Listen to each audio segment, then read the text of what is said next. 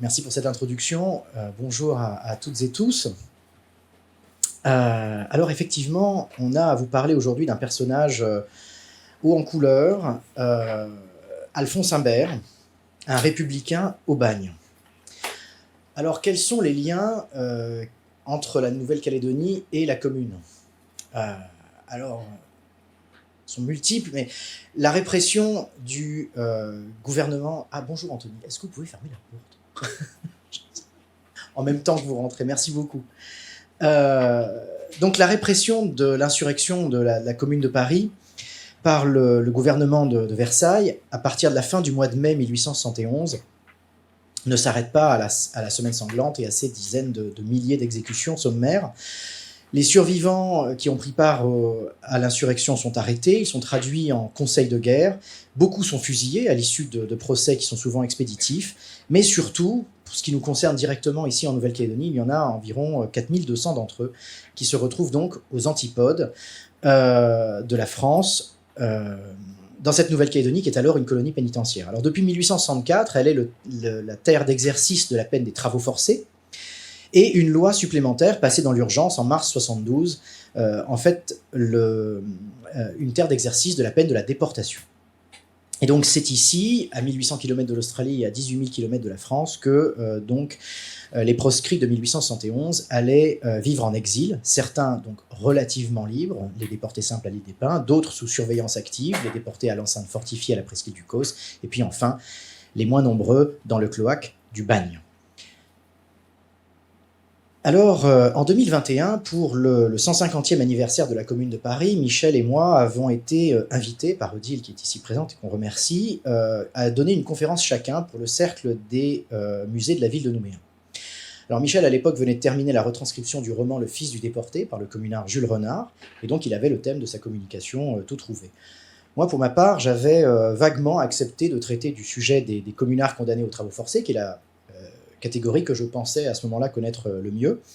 Et parmi eux, il avait donc existé un dessinateur de talent que vous voyez ici. Ah pardon, excusez-moi, j'ai... C'est moi qui... Voilà, c'est bon, c'est bon. Qui est là, donc, et qui s'appelait Émile Giffot. Et donc, cette conférence, grand public, présentant son œuvre, c'était bien sûr simple à mettre en place, donc relativement simple à mettre en place. Et en fait, il faut toujours se méfier de la simplicité, finalement, dans la démarche de la recherche, parce qu'en compilant dans l'ouvrage de Gaston d'Acosta, qui est une bible sur la Commune de Paris, c'est un ouvrage qui s'appelle La Commune vécue, qui date du début du XXe, il y a toute une liste de mentions de Giffot, et au hasard des pages dans cette relecture, eh bien, ce passage a attiré mon attention, que vous voyez là. Quelques-uns de mes compagnons de bagne ont publié sous des titres divers le récit de leur longue et injuste infortune. Ces récits, en somme, n'ont pas fait grande impression sur le public. Non seulement ils sont écrits avec une colère exagérée, mais surtout avec la volonté maladroite et fatigante des auteurs d'exhiber leur chaîne et d'insérer le lecteur à leur seule personnalité, justifiant ainsi, une fois de plus, cette pensée de Proudhon que dans cet ordre d'idées, les martyrs sont aussi insupportables que les bourreaux. Le seul document qui se distingue dans le tas, d'abord parce qu'il est écrit d'une plume alerte, ensuite parce qu'il est profondément vrai et donne une impression pittoresque de l'ancien bagne de Toulon et du nouveau bagne de Calédonie, c'est celui d'Alphonse Imbert. Commencé en feuilleton dans l'Intransigeant, il fut malheureusement interrompu et n'a jamais été terminé. On ne peut le consulter que dans des collections très rares de ce journal et à la Bibliothèque nationale. C'est une série de tableaux de premier ordre. Alors, une exploration des livraisons de l'Intransigeant m'a permis instantanément, en quelques jours, aujourd'hui tout ça c'est numérisé sur Gallica, Dieu merci, de retrouver donc assez vite 47 livraisons entre décembre 1880 et mars 1881 d'un feuilleton qui a pour titre « Les Républicains au bagne » et qui renseignait donc à l'époque le camp de Saint-Louis et le camp de Montravel. Alors c'était déjà beaucoup, mais contrairement à ce qu'avait affirmé d'Acosta, eh bien, il n'y avait aucune mention du bagne de Toulon. Et donc, le soir de la conférence sur Émile Giffot au Cercle, le 27 avril 2021, Michel vient me voir, qui était venu écouter ma conférence. Il m'explique que les spécialistes de l'argot du bagne, sur lequel il a travaillé, eh bien, font référence à un autre récit d'Imbert, intitulé Mon bagne, et quant à lui, paru en feuilleton dans un autre journal, qui est le Mot d'Ordre. Alors, nous avons entrepris de le retrouver. Celui-là, il est numérisé sur Retro News, un autre site de numérisation de la presse. Et la chose faite, eh bien, la lecture des deux textes nous révélait qu'il s'agissait en fait d'un seul tout cohérent, puisque les livraisons de l'intransigeant que j'avais trouvé en premier constituaient en fait la suite et la fin du récit commencé dans le mot d'ordre. C'était donc pas 47 livraisons qu'il allait nous falloir retranscrire, mais bien 176, c'est-à-dire un récit de plus de 160 000 mots, comparable en taille à Germinal ou à Notre-Dame de Paris. Voilà, je prends le relais pour dire qui fut Alphonse Imbert. Alors aujourd'hui, quelque peu oublié, même si une petite place du 15e arrondissement de Paris porte son nom, Alphonse Imbert, né en 1844, mort en 1922, fut pourtant, et malgré son jeune âge, pendant le mouvement, un personnage très important de la Commune. Parisien de naissance et brillant élève au lycée de Versailles, il aurait été recalé à Polytechnique pour des raisons de santé. Le jeune homme, fervent soutien de Blanqui, épouse les idéaux de la gauche radicale. Devenu journaliste, il est condamné à 3 reprises, en 1867 et 68, à 3 mois de prison, respectivement pour participation à une société secrète, puis pour cris séditieux, et à 1 an de prison en 1870 pour offense envers l'empereur. Signataire de la célèbre affiche rouge, il s'engage dans la Commune et fonde le nouveau Père Duchesne avec Eugène Vermersch et Maxime Villaume. Il a choisi le combat par la plume et non par les armes. Cela lui vaut d'être recherché, après la défaite de la Commune, pour avoir appelé à l'exécution d'otages, et notamment celle de l'avocat et homme politique Gustave Chaudet. Villaume et Vermersch réussissent à quitter la France, tandis qu'Imbert est arrêté et traduit en conseil de guerre. Il échappe de peu à la condamnation à mort, mais est condamné comme 322 autres insurgés aux travaux forcés et, dans son cas, à perpétuité. Il va donc devenir forçat, soumis à l'autorité de surveillants brutaux, ferrés, enchaînés, cassant des pierres, poussant des tombereaux, abattant des arbres et assistant avec horreur à la bastonnade. La plupart des 3900 autres déportés, à peu près 3900 autres déportés de la Commune, ne subiront pas cette infamie du bagne. Ils seront, comme on l'a dit Louis, soit déportés à l'île des Pins, en déportés simples, soit déportés en enceinte fortifiée, entre guillemets, comme Rochefort et Louise Michel, à Ducos. Alors, 7 ans de bagne. Le récit d'Imbert nous fournit de très nombreux renseignements sur sa trajectoire pénitentiaire. Malheureusement, il s'arrête le 18 mars 1875, soit 4 ans avant l'amnistie de son auteur, le 20 mars 1879. Pour ces 4 ans, au contraire de la période précédente, nous manquons d'informations détaillées. Alors, le récit, donc, qui nous a occupé, que ce soit les Républicains au bagne ou Montbagne, le récit commence par la narration du procès du 20 novembre 1871. Les motifs de la condamnation aux travaux forcés à perpétuité sont éloquents. Alors je dis ces 3 motifs. Premièrement, d'avoir, par des écrits rendus publics dans le journal Le Père Duchesne, provoqué à la guerre civile, à la levée des troupes sans ordre ni autorisation du pouvoir légitime, à la destruction des propriétés particulières et des monuments publics, à des arrestations illégales et des séquestrations de personnes, au pillage de propriétés en bande et à force ouverte, à l'assassinat de personnes arrêtées sous le titre d'otages. Deuxièmement, d'avoir dans le dit journal, dont il était l'un des rédacteurs, menacé de mort M. Jules Favre, publié de mauvaise foi de fausses nouvelles de nature à troubler la paix publique, offensé le chef du gouvernement et l'Assemblée nationale, outragé la religion et l'État. Troisièmement, d'avoir continué la publication du journal supprimé, ou d'un journal supprimé, donc son journal. Alphonse Imbert arrive au bagne de Toulon le 25 décembre suivant, 1872 donc. 71. 71, oui, pardon, juste après le procès de... Oui, Oui, tout à fait. Il raconte, avec beaucoup de détails précis, son séjour dans ce lieu. Détaché de la chaîne le 19 juin 1872, il embarque le même jour sur la Virginie, le 18e des 75 convois de forçats pour la Calédonie. Commence alors 5 longs mois de mer par le Brésil, le cap de Bonne-Espérance et le contournement par le sud de l'Australie pour débarquer enfin à Nouméa le 25 novembre. Là encore, Imbert fait un récit de ce voyage avec la même précision. Après une semaine à l'île Nou, d'internement réglementaire qui vise à remettre d'aplomb les organismes éprouvés par une longue traversée, il est envoyé au jardin de la transportation pendant 8 jours, puis à la ferme Nord. Avec ses compagnons de la Virginie, il va être affecté ensuite aux travaux forcés qui se doivent d'être, d'après la loi de 1854, les plus pénibles de la colonisation. Le 5 juillet 1873, il quitte l'île Nou pour le camp de Saint-Louis au sud du chef-lieu de la colonie. Il s'agit de réaliser une route allant jusqu'à la mission catholique qui ont installé les pères maristes en 1859.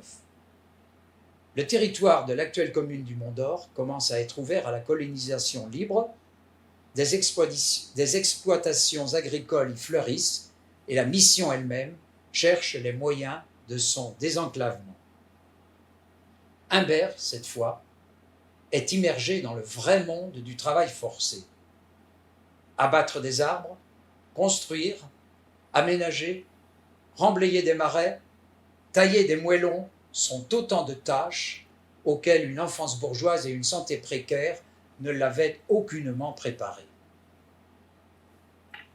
Après 10 mois, dans l'un de ses camps annexes, il quitte Saint-Louis pour le pénitencier de Montravel, à proximité de Nouméa, sans passer par l'île Nou. Nous sommes en octobre 1874. Il travaille, avec ses compagnons de corvée, au chantier de l'hôpital militaire du chef-lieu, puis à l'arasement de la butte Conneau, et donc à la création du quai principal de la ville. Imbert clôture son récit avec la mort de son grand ami Gustave Marotteau, le 18 mars 1875, 4 ans jour pour jour après le soulèvement de la Commune. C'est là que sa trace devient plus difficile à suivre. Il semble rester à Montravel jusqu'au mois d'août suivant, car il écrit le 31 août depuis l'île Nou une lettre à sa fiancée, Laure Lepelletier de Bouhélier, qu'il surnomme affectueusement Laurette. Nous pensons qu'hormis un séjour à l'îlot Fraissinet, à quelques encablures de là, Imbert n'a pas plus été affecté à un camp annexe pendant le reste de sa condamnation. Ainsi, un courrier à sa mère, portant la mention île Nou et en date du 29 août 1876, signale qu'il s'y trouve toujours.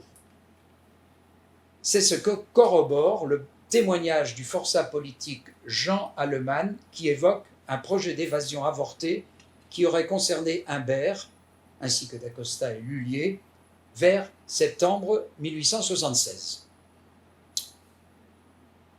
Le 2 novembre 1876 s'est déroulée la célèbre tentative d'évasion par le petit remorqueur à vapeur, le Boulari, volé à l'administration, et tentative qui a échoué de peu.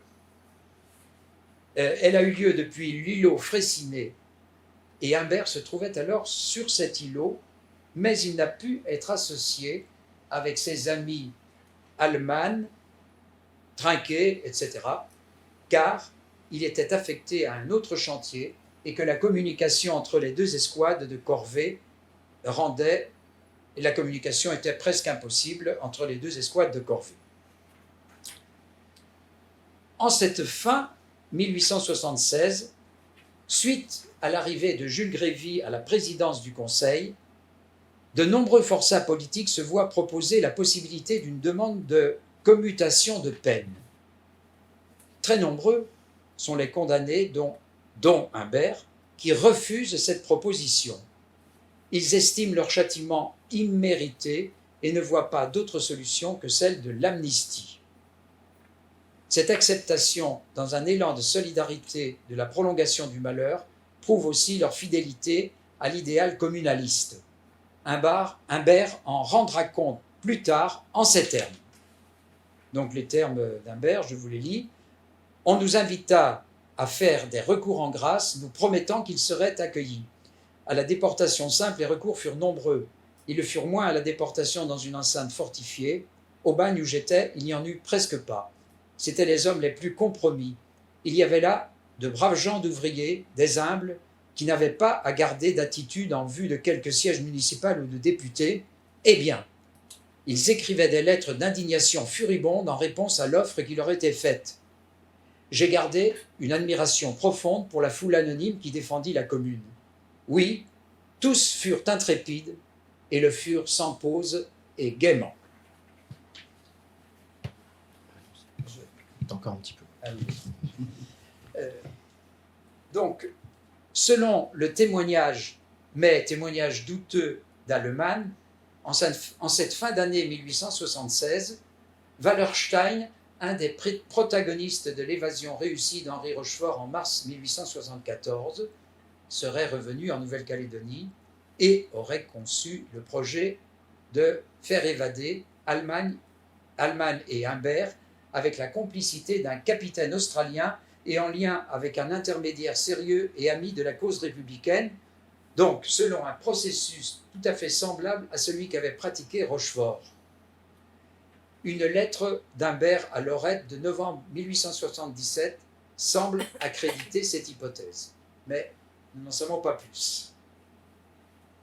Dans ce courrier, toujours situé à l'île Nou, Humbert évoque de manière superficielle un fait qui fit grand bruit dans la presse nationale et connu sous le nom de soufflet du surveillant Horry. Affecté à la corvée d'eau avec d'autres forçats politiques sous la surveillance de Horry, Humbert aurait, selon les sources, fait preuve d'arrogance, d'insolence ou manqué de se découvrir devant lui. La conséquence de cet irrespect ne se fit pas attendre et, là encore, les sources divergent avec tantôt un violent soufflet, tantôt la main du surveillant effleurant le visage du condamné, simplement pour ôter son chapeau. Humbert déposa une plainte et le surveillant fit un rapport. À l'issue d'une rapide enquête locale, tous deux furent condamnés. Le premier à 15 jours de cellule, le second à 8 jours de consigne. Ce jugement à double punition sonne comme un demi-aveu de culpabilité de la part de l'administration pénitentiaire. Mais il faut avoir en tête que le contexte d'alors est de plus en plus favorable aux déportés politiques. Le personnage d'Humbert inquiète probablement l'administration pénitentiaire qui craint des répercussions si le bruit de cet incident parvient jusqu'à Paris. C'est d'ailleurs le cas, puisque des courriers relatifs à cette affaire sont présents dans le dossier Un homme d'Humbert, tandis que plusieurs articles, parfois virulents, paraissent dans la presse radicale. Ceci témoigne clairement, malgré le temps et l'éloignement à la fois de l'aura particulière de ce forçat hors norme, de l'intérêt métropolitain pour l'exil des communards et leurs conditions de surveillance, et partant bien sûr du caractère de plus en plus pressant de la question de l'amnistie. Bien. Alors, amnistie au début de l'année 1879, parmi les premiers, Alphonse Humbert arrive à Brest le 7 septembre suivant. Il se porte immédiatement candidat aux élections municipales à Paris, dans le quartier de Javel. Il y est élu le 25 septembre. Malheureusement, cette élection est cassée, malheureusement pour lui en tout cas, au prétexte qu'il faut 6 mois de résidence dans la capitale pour y être candidat. Eh oui. Mais pour Humbert, qui est parisien, et tous ses partisans, bien sûr, le scandale est évident, et donc les réactions ne se font pas attendre. Olivier Pin, qui a été déporté et compagnon d'évasion de Rochefort en Nouvelle-Calédonie, publie le livre pamphlet Alphonse Imbert, l'élu de Javel. Au début du mois d'octobre, donc quelques jours plus tard, Imbert assiste aux obsèques du citoyen Gras, un déporté simple revenu de son exil à l'île des Pins et mort presque aussitôt. Le discours qu'il prononce à cette occasion, où il parle de cette prostituée qu'on osait appeler la justice, enfin, c'est très violent, lui vaut un procès, et il écope à ce moment-là d'une amende de 2000 francs et de 6 mois de prison à Sainte-Pélagie. Le séjour à Sainte-Pélagie retarde donc la publication du récit Montbagne, alors même que le mot d'ordre annonçait déjà la publication du récit dans ses colonnes, dès octobre 1879. L'imminence de ces révélations, les premières déclarations publiques d'Imbert, ainsi que celles d'autres témoins parmi les premiers revenus du bagne, entraînent l'ouverture d'une enquête à la Chambre des députés sur le régime disciplinaire du bagne de Nouvelle-Calédonie, placée sous l'autorité du député Georges Perrin. C'est donc l'enquête Perrin. Cette enquête va consister en l'audition de témoins du bagne, dont de nombreux forçats politiques récemment amnistiés, qui tous confirment les propos d'Imbert. À Nouméa, les conséquences de cette enquête seront importantes. La suppression de la bastonnade, l'interdiction de tous les autres châtiments corporels, les poussettes, le courbaril, la crapaudine, les fers chauds, et, plus tard, la création d'un tribunal maritime spécial, remplaçant le conseil de guerre, où les condamnés pourront dorénavant obtenir le concours d'un avocat. Cette avancée sociale, tout aussi remarquable que brutale, est en fait le fruit d'un long processus, longtemps infructueux, qui a été amorcé par Victor Schœlcher, qui le premier s'était engagé dans la voie de la suppression des tortures physiques au bagne. Une majorité de Calédoniens, aujourd'hui de toutes origines, portent donc l'héritage du bagne. Mais la part des communards dans cet héritage, elle ne se limite pas, même si c'est la part majoritaire, à un héritage spirituel, littéraire et parfois artistique, et dans de rares cas familial également. Il ne faut pas oublier les combats menés à leur retour en France par les amnistiés, parce que ces combats ont permis l'amélioration générale des conditions d'enfermement et celui du régime des punitions. Et ces hommes et ces femmes ont souvent, à l'instar d'Imbert, opéré une veille sur ce système, s'élevant contre des propositions de retour en arrière. Et donc une part de la vigilance sur le régime disciplinaire du bagne apparaît en filigrane dans l'œuvre de la gauche radicale en France, et forme une part, certes distante, et dont les effets ont souvent malheureusement tardé à se faire sentir, de l'héritage des communards en Nouvelle-Calédonie. Alors revenons-en à Imbert, qui reste très présent dans la presse. Il publie abondamment dans l'Intransigeant, qui a été fondé par Henri Rochefort en 1880, et il y travaille en réalité au sein d'une équipe d'auteurs qui sont tous revenus de Nouvelle-Calédonie, parmi lesquels Imbert figure bien sûr, mais Gaston d'Acosta, Émile Fortin, Émile Giffot, Olivier Pin, Pascal Grousset, Henri Rochefort bien sûr, et également Louise Michel. Enfin, le 7 février 1886, Imbert est élu conseiller municipal du quartier de Grenelle. Il sera constamment réélu en 1887, 90 et 1893. À cette date, il prendra même le poste de président de la commission municipale de Paris. Le poste de maire de Paris n'existe plus depuis la Commune, le poste est jugé trop important, mais c'est l'équivalent de ce poste. Après un an à cette fonction, Imbert est élu député de Paris sous l'étiquette radicale socialiste. Il accomplit à la Chambre des députés 2 mandats sous la 6e et 7e législature. Faute de temps, je ne vais pas revenir ici sur son action de député, sauf pour vous dire qu'il n'oublie pas complètement la Nouvelle-Calédonie, puisqu'il propose une loi pour le transfert des systèmes de travaux forcés de la Nouvelle-Calédonie et de la Guyane aux îles Kerguelen, dont il entend faire une colonie pénitentiaire. Alors on peut trouver ça un peu étonnant, mais on est en réalité en 1897 à l'époque, et à ce moment-là, eh bien, la réflexion est à l'arrêt des convois à destination de la Nouvelle-Calédonie, puisque la maintenance de ce bagne est jugée comme trop onéreuse, et la colonie elle-même étant vue comme possédant un potentiel de développement trop important pour être confiée à des forçats. Donc Alphonse Imbert prend également position contre le capitaine Dreyfus lors de l'affaire Dreyfus. À cette occasion, il est bien sûr vivement critiqué, et ça entraînera probablement sa défaite au 2e tour des élections législatives de 1902. Et donc à 56 ans, celui que plusieurs auteurs avaient pendant longtemps cru ministrable va se retirer de la vie politique. Imbert aura donc eu une quinzaine d'années de mandat électif en France, ce qui peuvent sembler finalement une assez courte carrière politique, mais en réalité, tout ça c'est à mettre en regard d'un activisme politique commencé vers 1866. C'est donc en réalité un engagement permanent de 35 ans, dont 7 au bagne, au terme duquel Imbert accepte enfin de se faire quelque part un peu plus discret.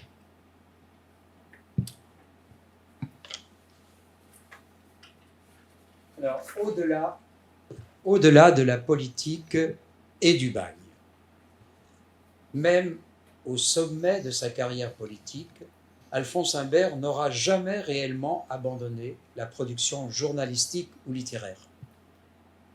Au vu de la qualité de Montbagne, on peut d'ailleurs regretter que son roman « Angèle Chaviron » n'ait jamais été publié.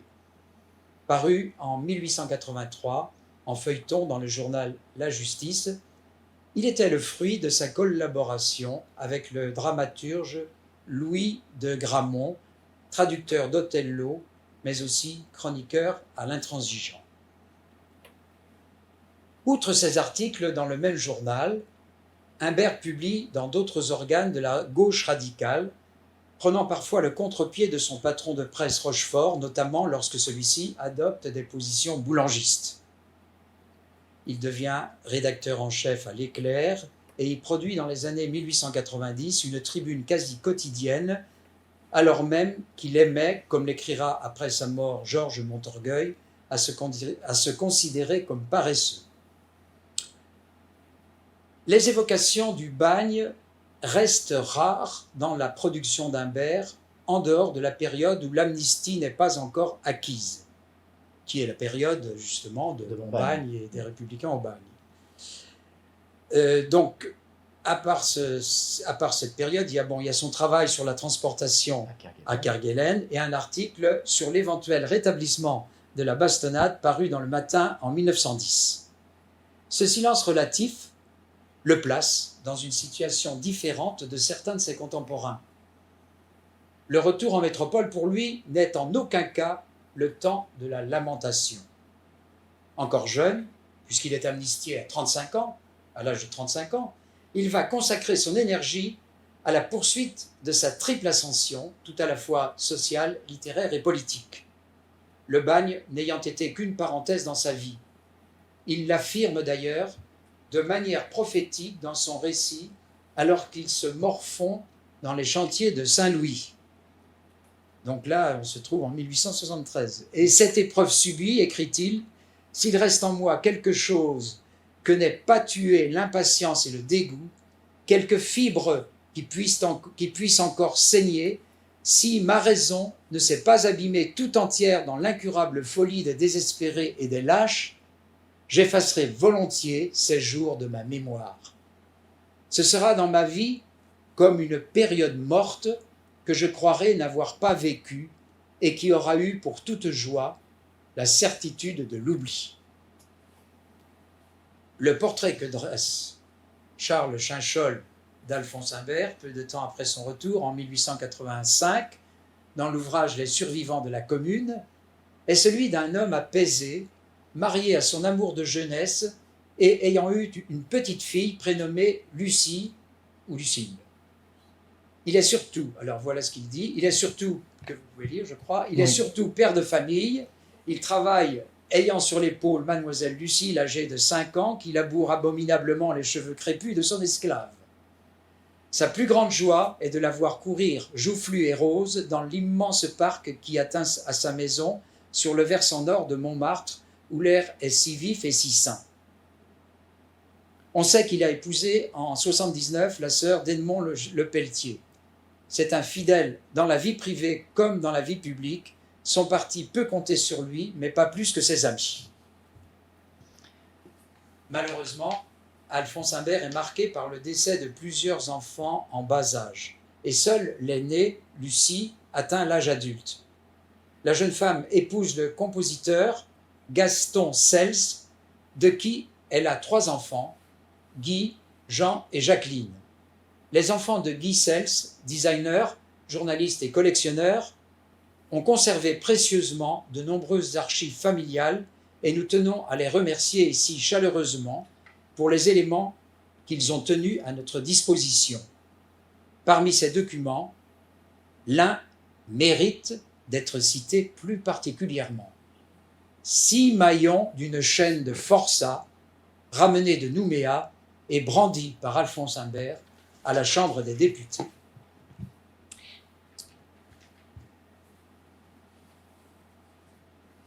Décrire le bagne, offrir l'amnistie complète. Revenu en avril 1880 de Sainte-Pélagie, Alphonse Imbert fait enfin paraître dans le mot d'ordre de juin à novembre, en pleine enquête Perrin et de manière quasi quotidienne, les 129 livraisons de Montbagne. C'est dans l'Intransigeant qu'il choisit de poursuivre son témoignage, cette fois sous le titre « Les Républicains au bagne » de décembre 1880 à mars 1881. Les 47 livraisons de l'Intransigeant prolongent le récit du mot d'ordre et permettent à leur auteur de clôturer son témoignage par la relation de la mort tragique à 26 ans et à l'hôpital du Bagne de son ami Gustave Marotteau. L'enjeu est alors considérable. Si la plupart des déportés simples et ceux de l'enceinte fortifiée ont été amnistiés ou ont vu leur peine commuée, en bannissement par exemple, les communards, condamnés aux travaux forcés, se trouvent parfois dans des situations inextricables du fait du vide juridique qui entoure leur statut et du caractère politique ou non des faits commis en 1871. Ils ont certes été transférés à la presqu'île du Causse en 1879 et ainsi donc éloignés des forçats de droit commun. Mais là où certains comme Imbert sont amnistiés, d'autres sont simplement libérés entre guillemets, tombant alors sous le coup de la loi de 1854 sur la transportation et se retrouvant astreints à résidence, donc exilés définitifs dans la colonie néo-calédonienne, et dépendant des juges et des aléas des grâces, des forçats comme Trinquet, se morfondent toujours en Nouvelle-Calédonie en septembre 1880, 18 mois après les premières amnisties massives. Aussi, la publication de Montbagne sert-elle avant tout un but politique, celui d'obtenir le plus rapidement possible l'amnistie plénière pour les condamnés de 1871. C'est aussi probablement la raison de l'arrêt du récit début 1881, les dernières commutations ayant été obtenues. Bien. Alors, comme promis, on va quand même vous lire un certain nombre d'extraits dont nous allons alterner la lecture. Alors, le bagne, c'est d'abord une société hiérarchisée, avec sa hiérarchie interne et sa hiérarchie parmi les forçats. Alors, ça c'est un texte dont j'ai lu ça c'est un extrait que j'ai lu à la conférence, à la journée d'études sur l'alcool l'année dernière, un extrait très court, beaucoup plus court que celui que j'avais lu à l'époque, mais vous allez peut-être le retrouver si vous étiez là l'année dernière. Alors, tout à l'heure, on allait faire la distribution du vin. Nous avions la chance d'être arrivés le jour de Noël, jour de repos. Nous aurions nos 23 centilitres, comme tout le monde. Un coup de crécelle, la distribution allait commencer. Près d'un large baquet rempli de vin et monté sur des tréteaux, à l'entrée de la salle, se tenait le sous-adjudant de service, un distributeur, en civil, coiffé seulement de la casquette de marine, et un forçat fashionable, portant sous sa casaque bien brossée un gilet rouge à boutons d'os, à l'oreille un crayon, sous son bras un volumineux registre. Sur un signe de l'adjudant, ce forçat tira galamment son bonnet, prit sur la planchette dont est munie la baille un quart plein, le but d'un trait et se recoiffa en tout sautant légèrement pour se mettre en voie. Un instant après, il lança d'une voix pleine « L'écrivain de la salle !» prit un second quart et l'avala tranquillement. Puis, les écrivains du commissaire.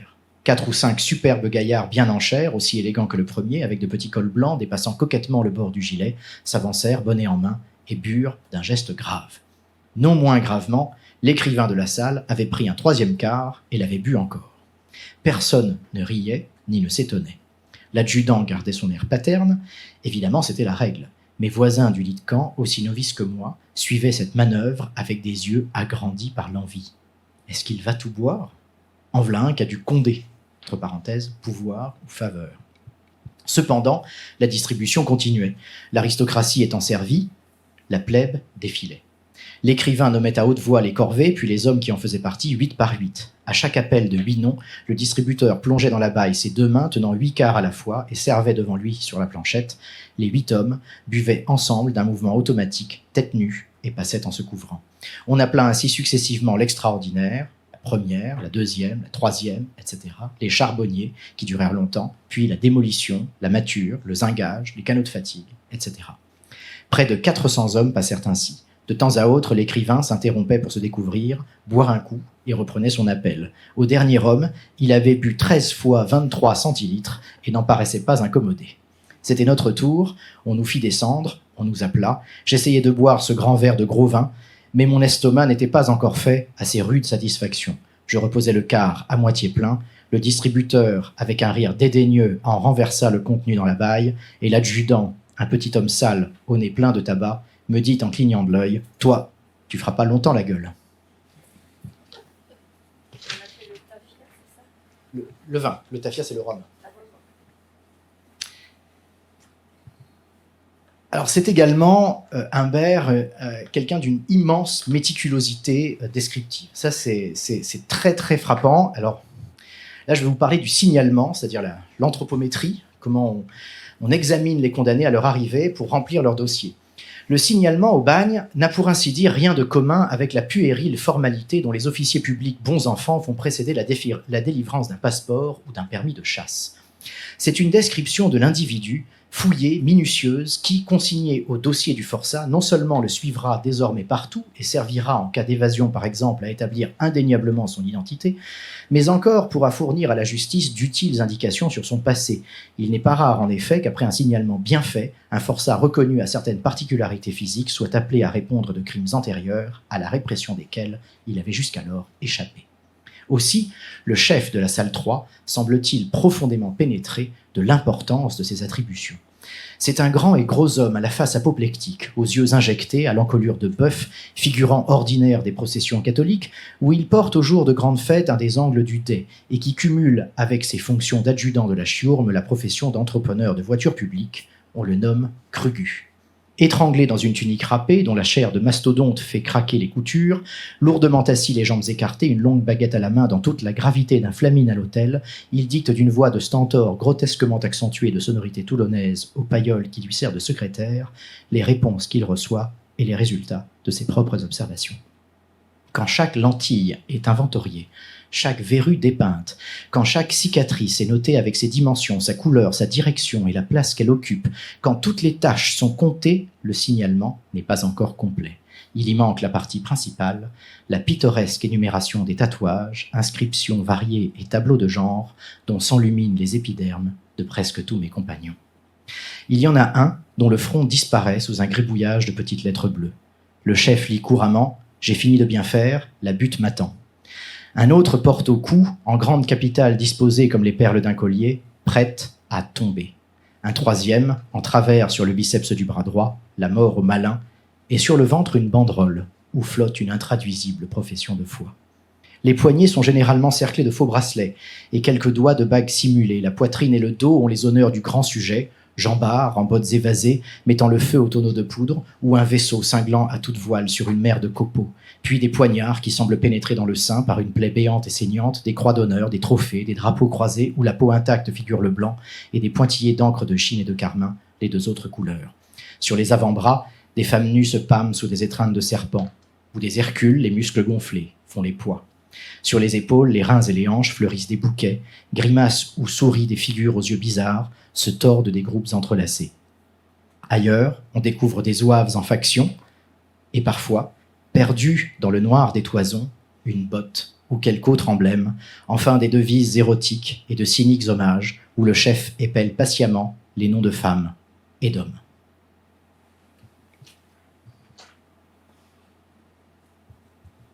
Voilà, maintenant, je vais vous lire le texte qui est extrait de l'embarquement sur la Virginie.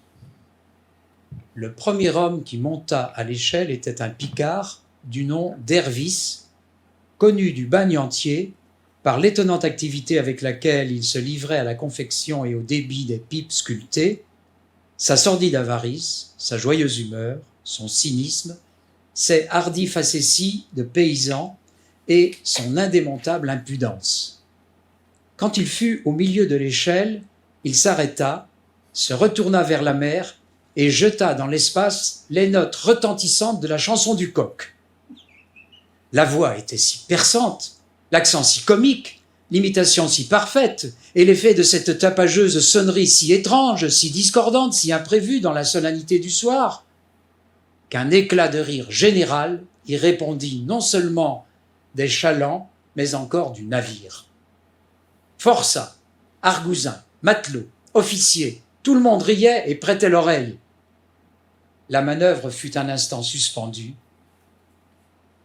D'un gosier infatigable, avec 1000 contorsions bizarres, Hervis continuait à dérouler les assourdissantes sonorités de son interminable cocorico. Enfin, l'officier chargé de l'embarquement reprit son sang-froid et sa sévérité. « Te tairas-tu, criminel ? Allons, monte ! Assez chanté comme ça !» Hervis monta, et après lui les autres. J'étais dans le second chaland. Quand j'arrivai sur le pont, je ne vis d'abord que l'officier et un personnage vêtu d'un uniforme inconnu qui, chacun d'un côté de l'échelle, nous comptait au passage. Les matelots en béret et en bras de chemise avec de grands cols couvrant les épaules, les uns groupés, debout et les bras croisés, les autres assis isolément sur les bordages, dans les hauts bancs, occupés à quelque besogne, nous regardaient sans mot dire. Il fallait traverser le navire dans la moitié de sa longueur pour descendre par le panneau du milieu. Nous avancions lentement, toujours en file et deux par deux. En approchant du panneau, je vis un groupe d'uniformes. Je jugeai que c'étaient nos nouveaux surveillants. La physionomie de l'un d'eux me frappa. Il était petit, trapu, blond, avec une forte moustache et une épaisse barbiche. Son costume différait un peu de celui de ses compagnons, mais bien qu'il appartînt visiblement au même corps. Il portait, au lieu de tunique, un petit veston de fantaisie coquet, sans aucun galon aux manches, mais dont le collet rabattu était bordé dans toute sa longueur d'une épaisse ganse d'argent formant dents de loup. À n'en pas douter, c'était le chef. Tandis qu'un de ses subordonnés, un carnet à la main, classait les hommes suivant leur matricule à mesure qu'ils défilaient, dirigeant les numéros pairs sur la cage bâbord et les numéros impairs sur celle de tribord, il regardait fixement et l'un après l'autre chaque condamné un instant arrêté en face de lui, comme s'il eût voulu ne pas perdre un instant pour faire connaissance avec le dangereux personnel qu'il allait avoir à diriger, et, d'un seul coup d'œil, descendre dans les profondeurs de toutes ses consciences corrompues. C'était ce regard, justement, qui m'avait arrêté. Jamais je n'en avais vu de si atroce.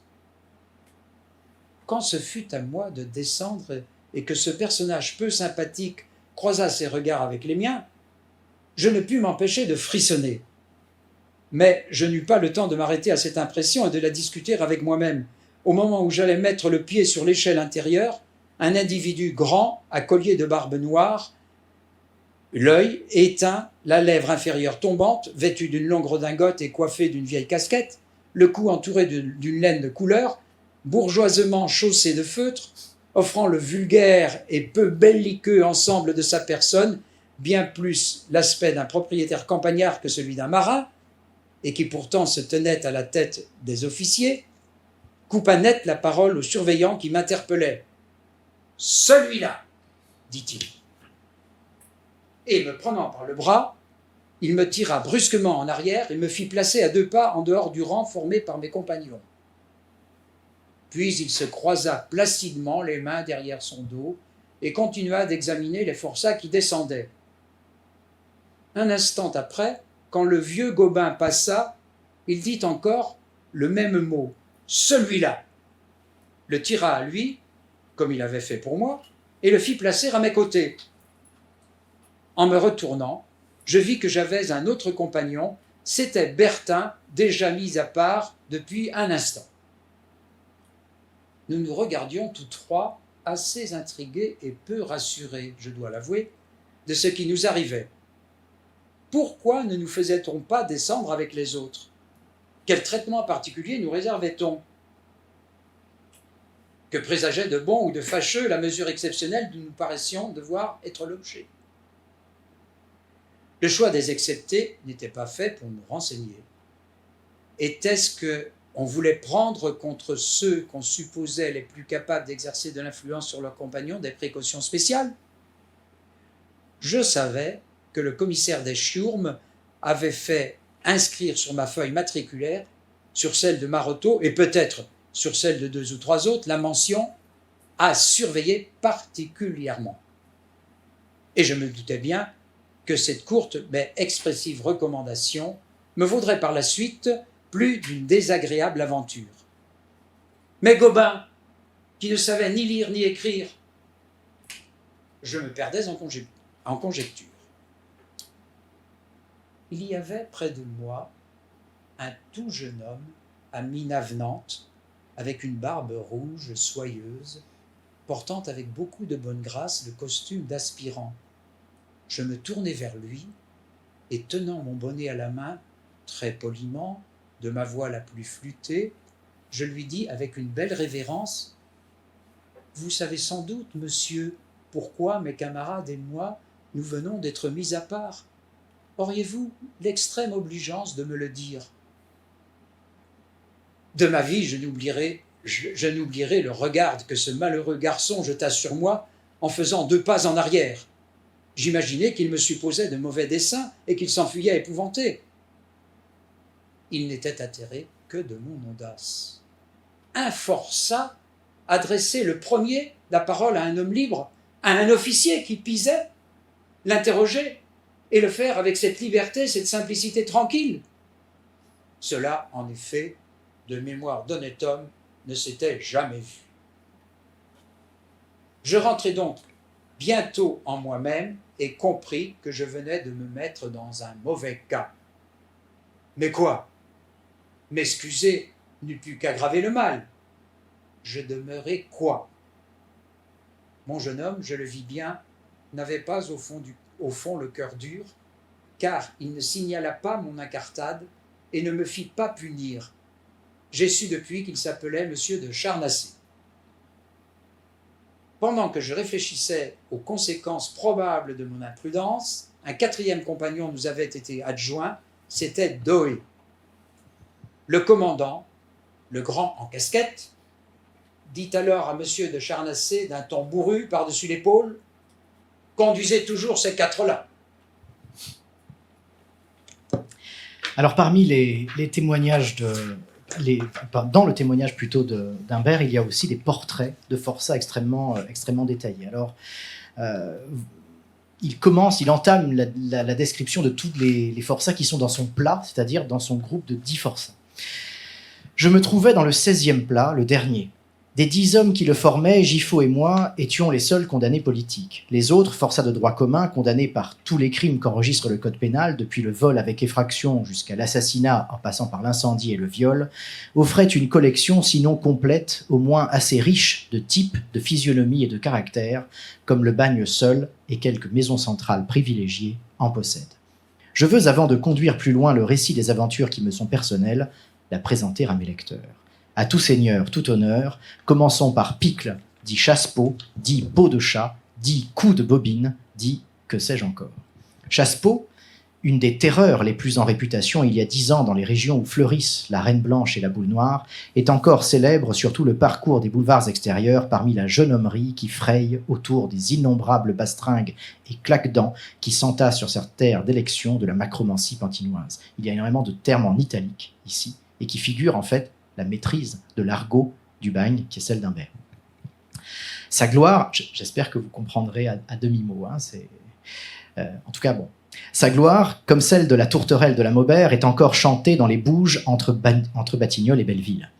L'absence même n'a pu éteindre les rayons, et aujourd'hui même, après les épopées des héros de la casquette noire et de la cravate verte, on ne parle pas de Chassepot sans émotion dans les préaux de la Grande Roquette, une grande prison parisienne. Imaginez un homme de 30 ans, bas sur ses fortes jambes, le torse développé, avec des bras trop longs, des mains énormes, sans cesse en mouvement, réellement habitué à barboter les bagnaudes, fouiller les poches, des doigts trapus, charnus, velus, noueux, mobiles, comme des tentacules de pieuvre, faits pour serrer le gavio, la gorge, des pantres. Pas de cou, une tête grosse et allongée, du crâne au menton. Le visage hideux, les cheveux noirs plantés drus et droits, le front bas, fuyant, traversé d'une ride creusée dans toute la largeur comme au poinçon, les yeux petits, enfoncés, bizarres, immuables dans leur froide expression même quand le reste de la figure rit, le nez élargi, écrasé, formant à peine saillie. La peau grise, terreuse, épaisse, criblée de trous imperceptibles, semble collée par les bords aux os de la face et gondolée comme une feuille de papier mouillé. Les ailes du nez portent 2 rides profondes qui vont rejoindre de chaque côté l'arête des maxillaires inférieurs et forment avec lui un losange parfaitement dessiné au centre duquel flotte en diagonale une longue bouche dont les lèvres minces tordues, exsangues, découvrent en s'écartant une mâchoire où s'enchâsse encore solidement une ligne de dents blanches, carrée, massive, trouée de quelques vides. Avec ce physique, Chassepeau a été l'idole des femmes. Les louis les plus girondes se sont disputés ses faveurs à prix d'or. Et il s'est livré dans les garnis du boulevard Rochechouart plus d'un combat pour ses beaux yeux. Chassepeau a toujours eu d'ailleurs une grande réputation d'élégance. La grâce suprême de ses vestons de velours et la savante coupe de ses cheveux ont fait bien des envieux à Montmartre et ailleurs. Mais c'est à un autre genre de mérite qu'il a dû ses plus grands succès. Les femmes de la société, aiment à sentir de temps à autre ce que pèse le bras vigoureux du mâle qu'elles se sont associées. Elles payent pour être battues autant que pour être aimées. Et les baffres sont, aussi bien que les caresses, comprises dans les marchés qu'elles passent avec leurs hommes. C'est ici que Chassepeau triomphait. Nul, si ce n'est peut-être l'illustre Bastien de la Maubert, un type que nous retrouverons, nul, s'il faut en croire la légende encore vivante parmi les pègres de Paris, n'a su comme Chassepeau poncer une louis. Nul n'a comme lui choiré une môme. De là sa gloire la plus pure. Il ne faudrait pas croire que ces habitudes de galanterie brutale soient exclusives du courage, comme on l'entend du moins dans le monde spécial dont nous nous occupons. Chassepeau serait-il un héros s'il avait eu les foies blancs ? Voleur et proxénète de profession, pègre célèbre et merloup émérite, assommant les filles publiques et torturant leurs galettes, mangeant leur argent, pratiquant le rendez-moi aussi volontiers que le vol au bonjour, tout à tour fourline, voleur à la tire, et casseur de lourdes, casseur de porte, voleur avec effraction, faisant enfin tout ce qui concerne son état, Chassepeau n'hésitait pas plus à saigner un gonze qu'à flopper une gonzesse, battre une femme, et, le cas échéant, jouer du lingue, du couteau, comme fin. Ce fut justement une de ces aventures sanglantes dont il était coutumier, qui brisa prématurément sa carrière. Pendant que Chassepeau faisait admirer ses triomphants entrechats dans quelques boui-boui des environs, son associé et eux travaillaient à la place Pigalle. Madame, courageusement, battait le pavé sous la pluie, allait et venait dans la boue, ballottée d'un passant à l'autre, montant et descendant les escaliers gras, gagnait enfin, à la sueur de son corps, le poignon de la communauté, dont monsieur, rentrant à minuit, encaissait sans vergogne la plus forte part. Un soir, il y avait eu au logis 2 soldats. Madame, peu satisfaite du salaire qu'elle avait reçu, s'était crue autorisée à puiser directement dans le porte-monnaie de ses clients le supplément qu'elle réclamait. Une querelle bruyante s'était élevée, qui durait encore sur le trottoir et groupait quelques curieux, les troupiers voulant à tout prix reprendre leurs biens, la femme s'obstinant à garder ce qu'elle avait pris et appelant de toute la force de ses poumons Chassepeau à la rescousse. Chassepeau, sortant du bal, revenait en sifflant à petits pas. Il entend, accourt, tire son couteau, écarte les badauds, frappe d'une main exercée les 2 hommes, qui tombent sans pousser un cri. Et, avant que les spectateurs de ce drame rapide soient revenus de leur stupeur, s'élance et disparaît dans le noir des rues désertes. On le prend quelques jours après dans un petit hôtel borgne, sur les indications de la femme, aussitôt mise en état d'arrestation, et la cour d'assises de la Seine, peu touchée du chevaleresque esprit dont s'était inspiré son crime, l'envoie au bagne. Voilà Chassepeau. Nature étrange et monstrueuse, on se demande quelle bizarre combinaison d'idées l'a conduit à la pensée du meurtre. Il n'a pu un instant espérer tirer profit du sang qu'il allait répandre, la foule était là, il savait bien qu'il ne pourrait fouiller les victimes, les dépouiller, non. Sa femme appelait, il est venu. Sa fureur s'est allumée, Chassepeau a du sang, voilà tout. Un dernier trait pour compléter cette physionomie. Chassepeau a de l'esprit, je dis de vrai esprit. C'est le plus chouette argotier de la Condice. C'est lui qui parle le mieux argot de toute la cage. Il crée à chaque instant des expressions nouvelles, originales, pleines de fantaisie. Il a surtout le génie des centriaux, les surnoms. C'est lui qui a baptisé le boiteux du 13e plat pied de céleri. et qui a donné à un pâle gringalet, mauvaise langue et joueur de méchants tours, qui est bien le fléau de la cage de bâbord, le joli surnom de Fleur de Teigne.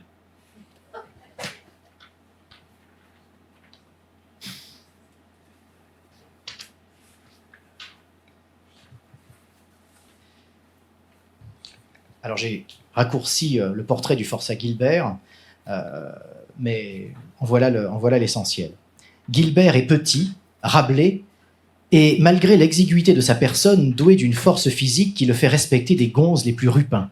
Le visage est régulier, le regard doux, rien d'ignoble dans l'ensemble de la physionomie. Guilbert est pourtant peut-être de tous nos compagnons celui en qui la passion du vol est le plus profondément entrée. Il prend pour prendre, sans besoin, pour détenir.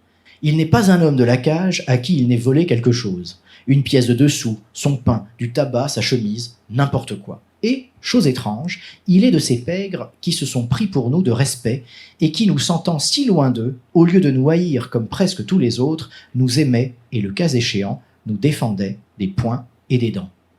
Je n'analyse pas, je raconte. Je n'ai en 8 ans de séjour au bagne été volé par les voleurs que 2 fois. La première, ce fut justement à bord de la Virginie, quelques jours après mon arrivée dans la grande cage de bâbord. Le jeune médecin auxiliaire qui avait mon argent m'avait remis un billet de 50 francs que je ne savais comment changer. Je l'avais confié pour que, moyennant rétribution, il m'en trouvât la monnaie à un pègre qui, une fois déjà, m'avait rendu, et fidèlement, un service analogue. Cet homme vint, le lendemain matin, avec un visage bouleversé et toutes les apparences d'un sincère chagrin, me dire que la somme entière lui avait été soustraite dans la nuit. Je pensais qu'il mentait et pris mon parti de l'argent perdu. Mais Guilbert se mit dans une violente colère en apprenant qu'on s'était permis de me voler. Il trouvait fort bon qu'on volât tout le monde, mais non pas Giffaut et moi, des aminches. Sachant son entre-gens, je le priais de s'enquérir seulement de la vérité sur le compte que m'avait fait mon mandataire. Le soir même, il me donna le nom des voleurs. Il fit bien plus. 3 jours après, il me tira à part et me mit 50 francs dans la main en m'affirmant que c'était mon argent qu'il avait repincé. Bien qu'il m'assurât qu'il avait de ses propres mains dégringolé mon filou, je refusai d'accepter, craignant que mon protecteur n'eût par excès d'amitié et dans un zèle intempestif de réparation puisé cette somme dans quelque Mahomet innocent. Mahomet est le porte-monnaie. Guilbert blâma mes scrupules, je ne sais s'il garda l'argent ou le rendit, mais j'appris plus tard par d'autres membres de la tierce qu'il m'avait dit l'exacte vérité et qu'il avait réellement pris à mes voleurs la nuit, dans les vêtements repliés sous leur tête, en se glissant sous les hamacs et en fendant la toile avec un couteau, les 50 francs qu'il m'avait apportés.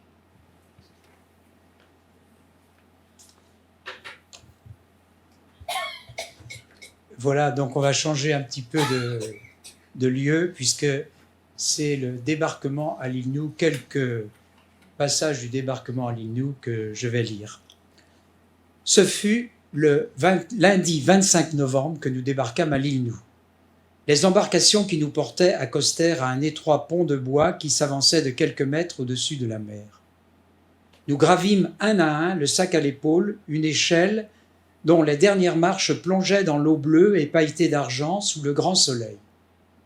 Puis, nous nous alignâmes sur un terre-plein relié à la mer par une pente pierreuse en face de quelques masures basses faites de torchis, de planches mal jointes ou de maçonnerie hâtive, au seuil desquelles apparaissaient déjà plusieurs visages curieux.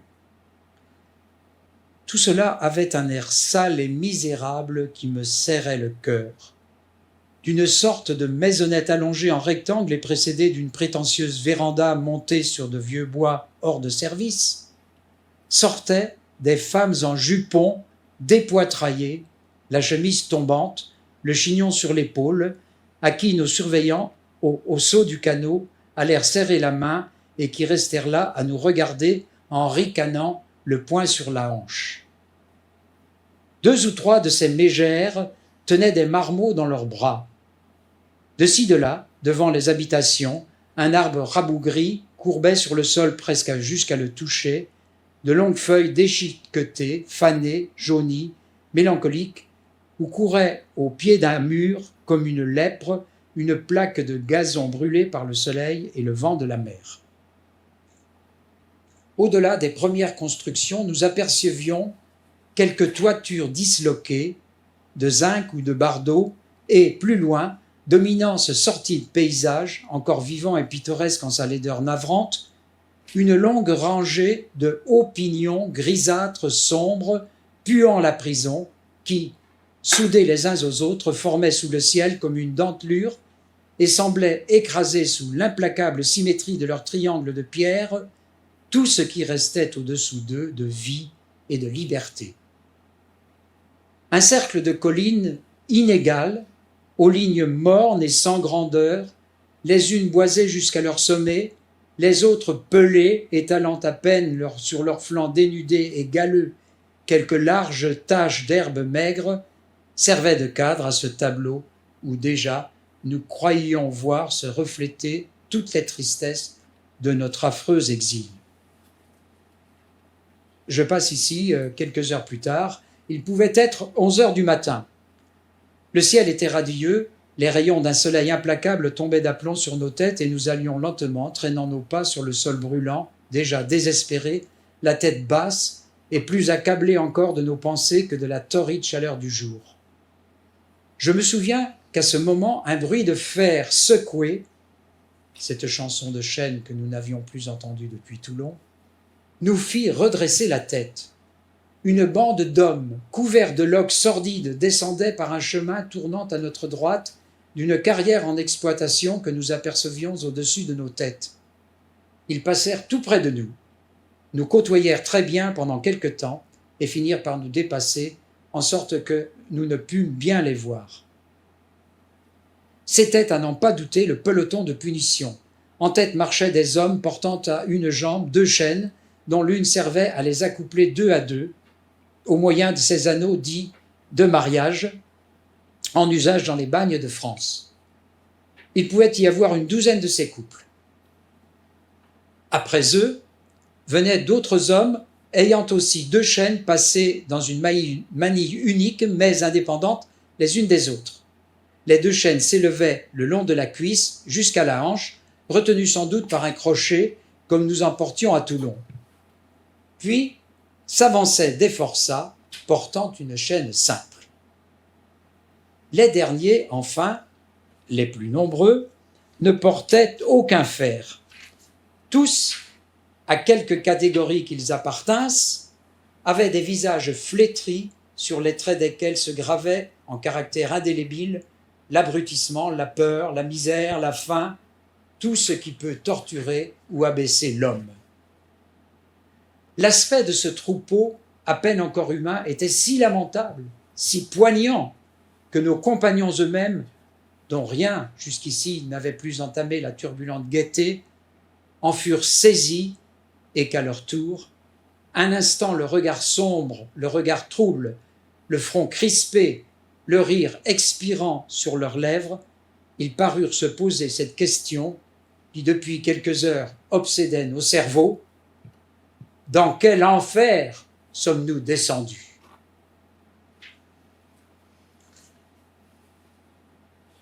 Alors ensuite, comme on l'avait dit tout à l'heure, Humbert, après quelques jours de remise en forme, si on peut dire, mais enfin bon, est employé à la ferme Nord. 8 jours après notre envoi aux travaux, nous reçûmes brusquement ordre de déménager. L'île nous regorgeait de vivres et l'administration, qui ne disposait que de locaux insuffisants, venait de décider la transformation en magasin des cases que nous occupions. On nous dirigea alors vers la ferme Nord. Le coin du beach. Nous prîmes pour nous y rendre un sentier débouchant à droite sur la route de l'hôpital et qui, faisant un léger coude, tantôt large, tantôt étroit, tantôt s'élevant et tantôt s'abaissant, traversant d'abord les brousses touffues, puis longeant des pentes défoncées couvertes d'herbes brûlées, nous conduisit par une descente douce, contournant le pied d'une montagne qui me parut la plus élevée de l'île, jusqu'au centre d'une large vallée bornée en face de nous par la mer et dont le sol paraissait avoir subi quelques tentatives de défrichement. Des maisonnettes éparses aux murs blancs, aux toits de paille brunis par le soleil et par les pluies, y formaient comme un village d'aspect misérable. Une d'elles servait de logement à l'agent de culture, chargé de présider aux travaux agricoles projetés dans cette partie de l'île par la direction pénitentiaire. Une autre étaient occupés par des condamnés destinés à exécuter les travaux. Dans une troisième, habitaient quelques libérés que leur infirmité rendait incapables de gagner leur vie par un travail et à qui l'administration, en vertu d'un récent décret du gouverneur de janvier 1872, assurait un asile et une ration de vivres aussi réduite que possible. Plusieurs baraques inoccupées servaient provisoirement de magasins aux outils.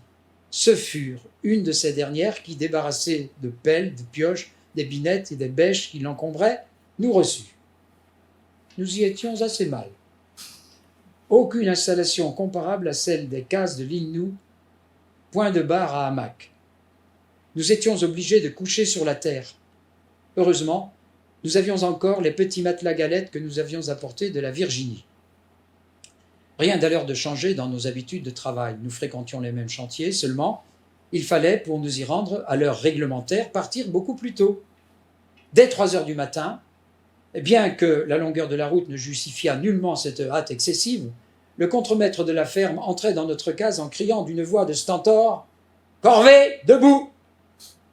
On se levait, et d'abord, les yeux encore gonflés de sommeil, traînant les jambes, bientôt réveillés par le vent frais du matin, aspirant l'air, buvant les senteurs végétales de toutes parts exhalées par les hauts niaoulis, les vertes masses de feuilles et de branches inextricablement encerclées de lianes, et çà et là piquées de fruits de roux, envahis par la vie et malgré nous par la joie de vivre, gaiement, souvent la chanson aux lèvres, nous gagnions le pénitencier. Tout y dormait encore. Les cases étaient closes et silencieuses. La cuisine seule veillait. Elle était située à l'extrémité de la ligne des cases du boulevard et on y menait grand feu et grand bruit en confectionnant le café du camp. Nous y arrivions toujours avant l'heure de toucher la ration. En attendant, nous nous accroupissions le long du mur de la dernière case et calmes, comme engourdis, souvent à demi repris par le sommeil, parfois causant de choses tristes et baissant la voix sans raison, enveloppés de la nuit claire, nous demeurions là plus d'1 heure, et enfin, le chef de cuisine appelait « Au café, la ferme !» Nous entrions, gamelle en main. Une seule lampe éclairait la vaste pièce. À gauche, le fourneau occupait toute la longueur avec les énormes marmites. Au fond, près du billot à débiter la viande, une table où dormait le surveillant de garde vautré, la tête sur ses bras repliés. En face, les tonneaux à contenir l'eau que déjà emplissaient en grande hâte les hommes chargés de ce service. Tous les baquets de bois destinés à contenir la ration d'une escouade, apportés dès la veille et soigneusement fourbis par les hommes de plat, étaient là, rangés par ordre de numéro, mettant dans l'ombre par place l'éclat de leur cercle d'acier encombrant le sol, et il fallait les enjamber pour approcher de la baille où fumait la pitance. La distribution était faite par un cuisinier armé d'une immense cuillère qui contenait plus d'1 litre. Chacun passait à son tour et touchait à peu près une demi-cuillère.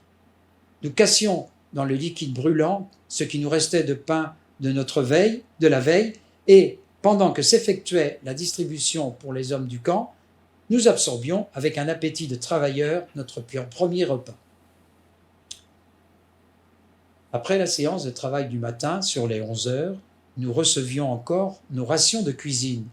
Nous regagnions la ferme avec la seconde séance à 5 heures et nous y touchions la soupe du soir.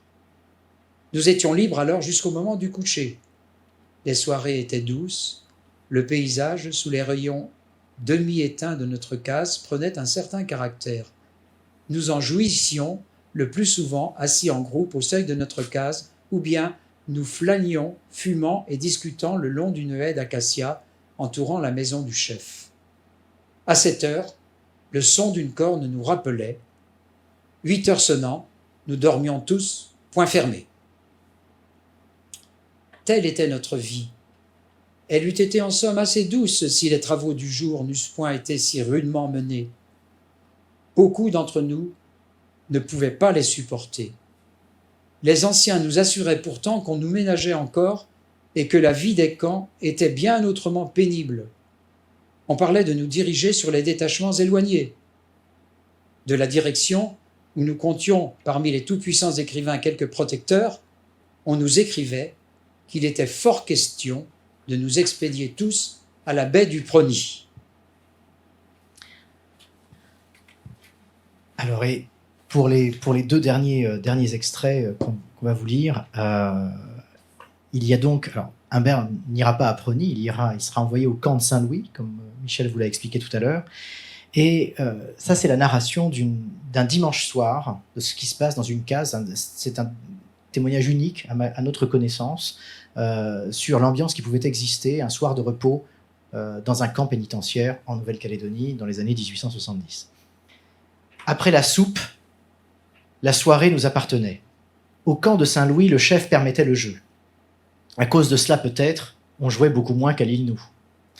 Les groupes de Vendôme, pourtant, ne tardaient pas à se former devant les portes des cases. Du pied du niaouli tordu, où j'allais d'ordinaire m'asseoir avec Giraud, Amouroux et quelques autres, nous entendions tout en causant les cris, les rires, les disputes, tôt apaisés. On bataillait peu, le vent fraîchissant, on rentrait. À l'intérieur, obscurité presque complète, le chef gardant jusqu'à la dernière goutte l'huile de coco et de bancoule fournie pour l'éclairage par l'administration. Au chevet de 2 ou 3 lits seulement tremblote la lueur d'une petite lampe de fer blanc, alimentée on ne sait comment avec quelques ricins de la brousse écrasés ou grâce à quelques maraudes. C'est assez pour percer les ténèbres. Un arabe marchand de café va de lit en lit offrant sa marchandise à 1 sou le quart. C'est pour rien. On s'offre des tournées. Parfois, la veillée s'anime, devient bruyante. On se réunit autour d'une bande de chanteurs. Il y a quelques jolies voix. Le petit Abraham, tout maigriot, se couche de tout son long sur sa paillasse, les mains croisées sous la tête, pour envoyer, avec une furibonde maestria, son morceau favori, le coupable, c'est vous. Mais la palme est à Émile de Laforge, petit voleur parisien, ancien cocher de la famille de Saintine, aujourd'hui maître d'hôtel de messieurs les surveillants militaires de Saint-Louis. Il sait par cœur et chante sans se faire prier tout le répertoire des ateliers et des cafés-concerts. Mais ses préférences sont pour le sentimental. Son baryton velouté caresse amoureusement les mélodies douceâtres coulées sur les langueurs des Edgars de romance. Les communards aussi ont leur concert. La chanson politique y est surtout en honneur. On y chante de vieilles choses. À l'Élysée, on dansera ce soir, ou La foire au parjure, composée sous l'Empire par notre ami Dereux, et où chacun des membres de l'ancienne opposition assermentée à Bonaparte est foyé d'un couplet cinglant. On en chante aussi de nouvelles, écloses du sol parisien avec les barricades du 18 mars. Rendez le fer aux laboureurs, ne tirons pas, ou d'autres issus des tristesses de la défaite, des ennuis ou des gaietés de la prison, les pontons, messieurs de Versailles, etc. Virtelli chevrotte à sa façon un hymne superbe de Pierre Dupont. Il embrouille l'air et la mesure, n'importe, le cœur y est, comme disent les amis. C'est mon tour. On me réclame la République des paysans, je m'exécute, et le cœur répète avec moi, ah, quand viendra la belle, voilà des 1000 et des 100 ans que Jean Guettret t'appelle République des paysans. Cependant, les Arabes de leur côté fêtent en musique le bienheureux jour du repos. Ils ont été chercher au camp Malabar un tambour de basque dont ils accompagnent sur une note unique leur mélopée gutturale, rythmée sur une cadence uniforme. Les autres noirs du camp se sont mêlés à eux. Tous écoutent béatement, roulant leurs grands yeux blancs noyés de mélancolie. Bientôt ces plaisirs ne suffisent plus. Il en faut de plus poignants, il en faut de plus vifs. Les têtes crépues s'agitent, les pieds nus frémissent sur le sol. On va danser. On se lève, on se trémousse toujours sur la même note, jusqu'à ce qu'on ait perdu haleine. Alors, une voix s'écrie « Major, toi dansez, dansez Nana, dansez Nana !» Tous les visages d'un seul mouvement se tournent vers un nègre aux formes élégantes, aux traits minces, avec seulement des lèvres un peu fortes, et qui, en bras de chemise dépoitraillé, assis les jambes ballantes sur un lit voisin, le corps agité d'un vague frisson de désir, les yeux demi-clos comme pour échapper à la dangereuse séduction du spectacle, semble écouter de tout son être et suivre tout enivré d'un regard intérieur les douces visions des bayadères qui passent rapides dans son rêve et tour à tour se balancent et bondissent au son de l'adorée musique. C'est un Indien de Madras. Condamné par les tribunaux français de Pondichéry, son nom est Singalva Papandarom. On l'appelle par abréviation Singalva, et comme il faisait métier en son pays de médecine et de sorcellerie, plus souvent encore, le Major. Tout le monde, nègres et blancs, arabes et français, crie à la fois « Major, dansez Nana, dansez Nana !» On l'entoure, on le pousse, on veut le faire lever. Lui refuse, il se dérobe, résiste, se tord sous les poussées avec des lenteurs voluptueuses. « Non, non, moins fatigué, dansez n'a pas. » Mais déjà la tête Dodeline en cadence. Le tambourin enragé va son train. Benaïssa, debout, souriant dans ses joues grêles, les bras levés, superbes, semblables à un Apollon libyen, l'agite au-dessus de la mêlée. Les sourds appels de l'instrument se précipitent en cascade folle. La frêle chanson du grelot perce le bruit, s'élève, s'accentue, grossit, domine la tempête des voix. Le pauvre, entraîné, ne quitte plus du regard le musicien. Ses lèvres convulsives murmurent encore un refus, mais sous les paupières demi-levées, les yeux retournés ne laissent plus voir que le blanc.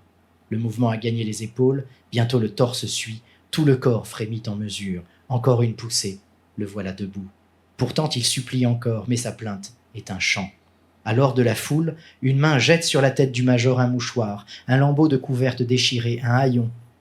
Au contact, il est vaincu. Ses mains tremblantes se lèvent, saisissent l'étoffe, la tordent, la déploient, l'enroulent, et sur un rythme lent d'abord, avec de longues ondulations de faune amoureux, la danse commence. La danse. Jamais lubrique imagination de pacha échauffée au moiteur du sérail, jamais âme de moine pervertie par la chasteté n'a rêvé rien de comparable à la cynique poésie de ce rude sauvage. Les pieds du danseur ne quittent pas le centre du cercle formé autour de lui, les reins tordus en arrière se redressent pour se courber encore, les genoux tremblent, le ventre bondit, tout le corps dessine dans une fièvre d'amour des mouvements fous, obscènes, moins obscènes encore que les regards. Cela dure 10 minutes. Le danseur épuisé se ralentit, la sueur coule sur son visage et sur ses membres. On l'encourage, la musique redouble son tapage excitant, vains efforts. Haletant, soufflant, râlant, le major tombe, et pendant qu'on l'emporte pour le coucher, on l'entend murmurer faiblement, major fatigué, dansez n'a pas, dansez n'a pas. Tels étaient nos plaisirs du dimanche, pauvres plaisirs d'une soirée, chèrement achetés au prix de tant de misère.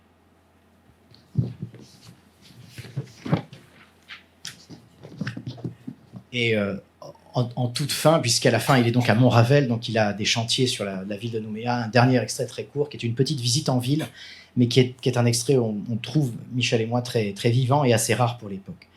Parfois, on avait des distractions. Un contremaître, le cahier sous le bras, demandait 4 hommes pour une corvée en ville. On partait avec un tombereau, chercher des planches, des barils de ciment, des matériaux de toute espèce, achetés au commerce pour les besoins du service. On s'arrêtait au seuil de magasins, regardant avec envie les gens aller et venir, se frottant un peu à la vie libre, tandis que les canaques paresseux, à chaque instant, excités par un commis impatient, roulaient sans se presser les marchandises sur le trottoir. On chargeait et on repartait. On traversait encore la ville, parfois le marché encombré et bruyant. On allait traînant la charge lentement par les grandes rues, larges, pleines de soleil, tirées au cordeau, croisées à angle droit, bordées de petites maisons de bois basses, élevées d'1 demi-mètre au-dessus du sol, semblables à des baraques de foire. On passait devant le gouvernement avec ses pauvres bâtisses, sa longue cour triste et ses grands arbres muets, devant la mairie, devant l'hôtel d'Albion, devant la maison Puissant, où l'un des plus anciens libérés a commencé sa petite fortune, devant le pauvre diable, avec ses enseignes peintes, ses chemises étalées, ses vestons aux bras tendus, ses pantalons de toile bleue flottants.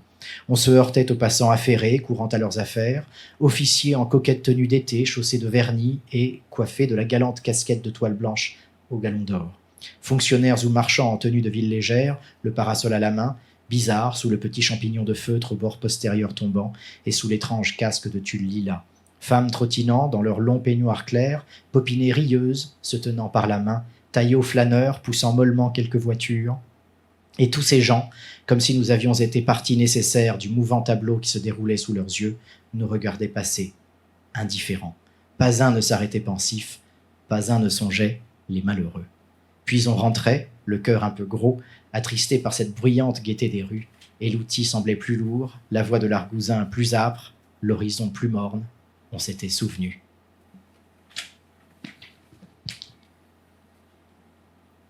Merci pour cette attention.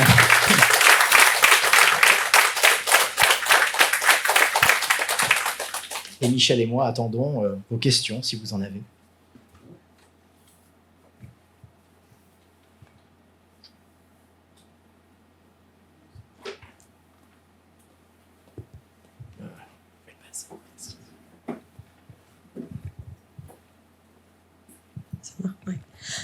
Merci beaucoup, c'était vraiment, vraiment intéressant. Enfin, j'en doutais pas, mais... J'avais juste une question, parce que alors j'ai peut-être pas complètement bien suivi. Finalement, il est choisi pourquoi? Alors, quand il fait partie du groupe au tout début, quand vous avez lu Il est choisi Pour aller dans les détachements de Saint-Louis Ah Quand oui, on oui, oui, l'appelle. dans l'extrait. Alors, effectivement, voilà, il existe en fait une petite cage dans laquelle les communards à surveiller plus particulièrement seront entreposés. Il y a là Gustave Marotteau, il y a Humbert, etc. Et pendant peut-être les 2 tiers de la traversée, ils vont être seulement isolés donc, dans cette petite cage. Il y a en fait 2 très grandes cages, la cage de bâbord et la cage de tribord. Il y a 2 autres petites cages, la cage des gens à surveiller, dont il fait partie, et en face, la cage des femmes transportées, où elles sont aussi, elles, très peu nombreuses. Il y a une vingtaine de femmes transportées sur ce convoi, avec de très belles descriptions justement de la cage des femmes transportées, des sœurs qui s'en occupent, etc. Donc effectivement, c'était bien comme il le pressentait pour son rôle politique. Oui, donc en fait, ils sont dans cette position, ils sont assez privilégiés parce qu'ils sont au fond du bateau et ils ont une vue sur un petit peu toutes les cages. En particulier, alors celle des femmes, ils sont près, donc ils sont juste près donc ils entendent ce qui s'y passe et donc finalement ils sont pas mal situés. Et Oui, c'est la business class, si vous voulez, de la. ben, un peu. Un peu. Les conditions sont un peu meilleures. Parce que oui, quand il y a quelqu'un qui est très malade dans la grande case, ils vont le transporter dans celle-là, oui, tout à fait. Pour le soigner, sans succès. Merci.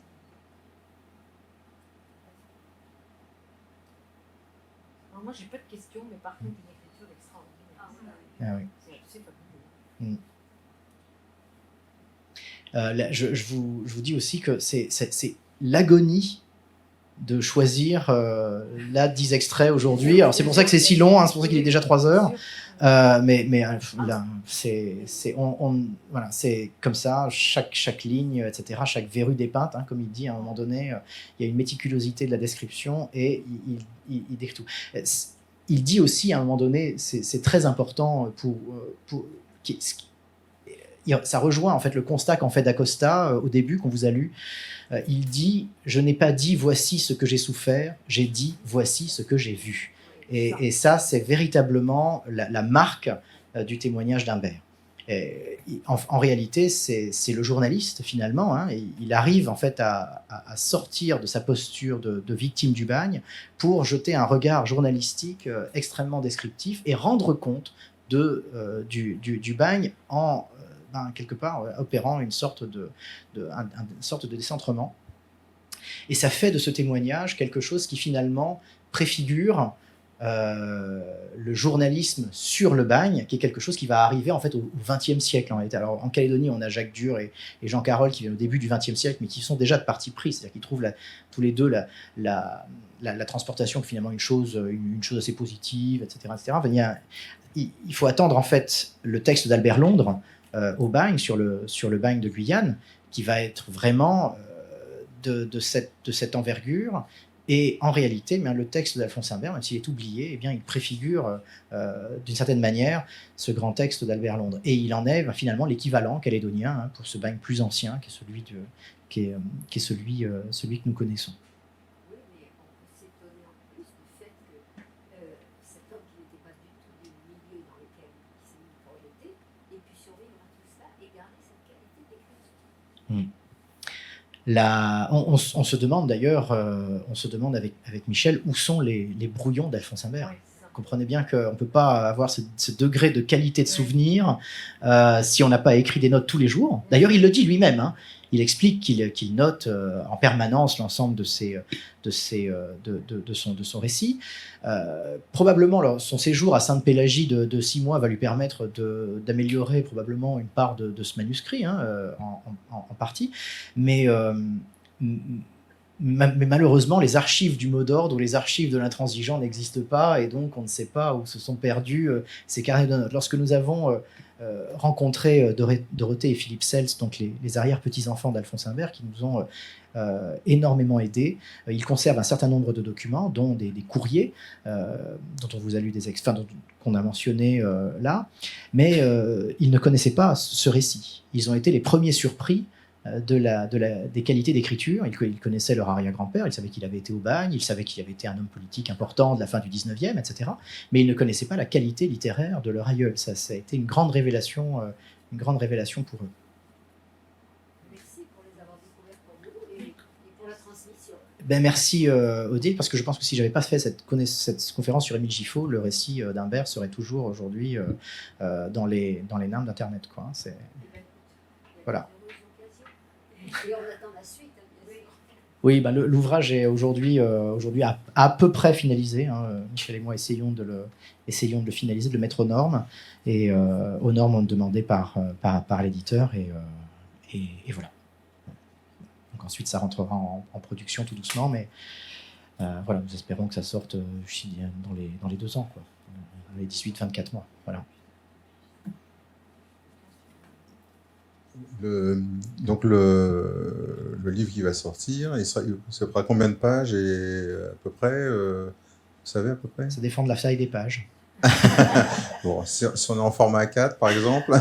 Non, c'est plutôt un format un peu plus petit, mais c'est sûr que de toute façon c'est un texte de 600 pages. Donc, ouais. Il y a 300 pages Word. Donc en fait, il nomme tellement de monde, c'est-à-dire qu'il décrit un à un chacun des forçats qui l'interpellent, qui l'étonnent, etc. Donc en fait, on a aussi été consulter l'ensemble des dossiers de tous les forçats en question pour vérifier si les motifs de condamnation étaient bien ceux que donne Humbert. Enfin, il est d'une extrême exactitude. Donc c'est ça aussi qui est absolument fascinant. Tout ce qu'il raconte est vérifiable. Ah, tout. Et donc, il faut le démontrer aussi. Donc, on a fait toutes ces notes. Hein. Je vais peut-être te laisser en parler, Michel. Mais, donc ça a été un assez gros travail. Mais on a essayé de maintenir la taille des notes à une taille acceptable pour un livre. On ne va pas avoir des notes qui prennent toute la page. C'est absurde. Donc, il faut... Et en plus, le texte est tellement volumineux qu'on ne peut pas non plus développer de manière extrêmement longue la trajectoire personnelle d'Humbert, etc. Ben ça, ce sera peut-être à d'autres de le faire une fois que le livre sera publié. Il y a beaucoup de choses à tirer de ce témoignage en termes de travaux historiques. Ce qu'on fait là, en fait, est une première étude sur la trajectoire personnelle d'Humbert, sur son témoignage. Mais il y aurait en réalité beaucoup plus à en dire si vraiment on avait la place. Mais on n'aura pas, à moins de faire 2 volumes. Enfin, personne n'achètera. Enfin, c'est pas possible. Donc il faut contenir ça à un seul volume. Et ça a été un enjeu. Ça a été un enjeu important. On a été obligé de se limiter beaucoup.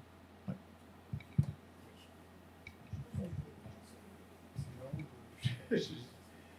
Donc, pour répondre à la question d'Odile avant, je pense il a tiré beaucoup parti, Alphonse Humbert, pour ce récit de lettres qu'il avait écrites et qu'il avait pu faire passer, parce qu'il y avait des tas de systèmes qui permettaient, malgré les interdictions officielles, de faire passer les lettres pour la famille et tout ça. Alors je pense qu'il a pu exploiter ces lettres qui, malheureusement, ont disparu. Oui, quelques-unes ont été gardées par la famille, et quelquefois ce ne sont même pas les lettres, ce sont des photocopies des lettres. Celle, par exemple, dont on parlait tout à l'heure, donc à Lord, donc à celle qui deviendra sa femme, la famille le détient, mais en photocopie. Alors, on ne sait pas par quel moyen la photocopie a été faite, à quel moment, tout ça. Mais donc... je pense qu'il a passé beaucoup de temps, comme d'autres d'ailleurs, comme d'autres déportés politiques, à écrire, trouvant dans l'écriture une sorte de respiration, de salut, de rédemption. Et donc, ça, c'est... Voilà ce qu'on peut dire. Je vais peut-être vous lire ce dernier document qui est quand même exceptionnel aussi. On vous a dit que le récit d'Humbert se termine à la mort de Gustave Marotteau. Gustave Marotteau est un journaliste également. Hein, il est rédacteur en chef d'un journal pendant la Commune qui s'appelle Le Salut Public. Il est condamné à 23 ans et il va mourir à 22 ans et il va mourir à 26 ans à l'île Nou de la tuberculose. Il est phtisique, comme on dit à l'époque. Et Gustave Marotteau était également poète. Il publie un volume de poèmes qui s'appelle Les Flocons, qui est salué par Victor Hugo, avec lequel il est en lien. Victor Hugo va essayer de déployer tous les moyens qui sont les siens pour obtenir sa grâce et faire en sorte qu'il ne soit pas envoyé en Nouvelle-Calédonie. Et malheureusement, Victor Hugo n'y parviendra pas. Et donc, les compagnons d'Humbert, d'Acosta, Lullier, Lucipia et autres dont je vous ai parlé tout à l'heure, assistent à la mort de Maroteau à l'île Nou. Mais c'est Humbert qu'ils vont charger de prévenir Victor Hugo. Et donc, cette lettre, elle existe à la fois dans les archives d'Hugo à Guernesey et elle existe aussi une copie existe dans les archives familiales des descendants d'Alphonse Humbert. Donc, cette lettre est donc datée du 19 mars 1875 et voici son contenu. Maître, Gustave Maroteau vient de mourir à l'hôpital pénitentiaire de l'île Nou et l'un de ses plus chers amis accomplit en écrivant pour vous ces lignes, une de ses dernières volontés. Vous l'avez depuis 4 ans dans le silence de tous, défendu avec votre voix puissante. Il s'en souvenait à la dernière heure et quand déjà l'agonie l'étouffait, sa pensée libre se tournait encore vers vous. C'est à vous qu'en mourant, il a voulu demander justice. Quelques heures avant de rendre le dernier soupir, il a, en présence de ses plus chers compagnons, exprimé le désir que toute sa correspondance depuis 4 ans fût publiée, et il a ajouté qu'il suppliait Victor Hugo de protéger encore sa mémoire, en assurant cette publication. Si près de la mort, sondant toujours rapide de son passé, aux luttes vaillantes qui les ont remplies, il a peut-être eu une pensée d'orgueil. Mais vous savez qu'avant de succomber à l'atroce supplice dont on avait châtié ses 20 ans, il a eu le temps de souffrir assez pour n'ignorer aucune douleur, qu'il a vu sa cause vaincue, ses amis morts, son père tué par la sentence de ses juges, l'outrage sur sa pensée et sur son nom. Vous savez que, marqué entre tous par l'expiation et résigné aux lentes tortures du bagne, il est mort entouré de forçats, avec la pensée qu'il allait en mourant tuer sa mère. Quelle espérance pouvait rester au cœur de cet enfant qui, à 26 ans, n'attendant rien après la terre et ne croyant qu'à la justice, mourait au bagne pour la liberté. Il vous l'a dit, laisser un livre après lui aura été depuis qu'il pensait toute l'ambition de son âme d'artiste. Mourant, sa pensée plus haute entrevoyait encore dans le rêve épuré de l'agonie cette récompense à son martyre, une consolation pour sa mère, un souvenir pour son nom.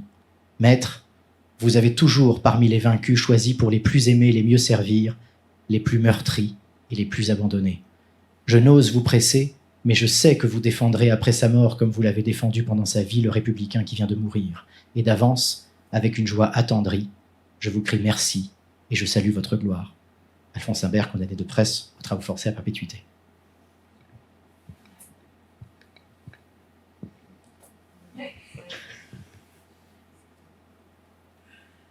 Voilà, donc effectivement... Oui.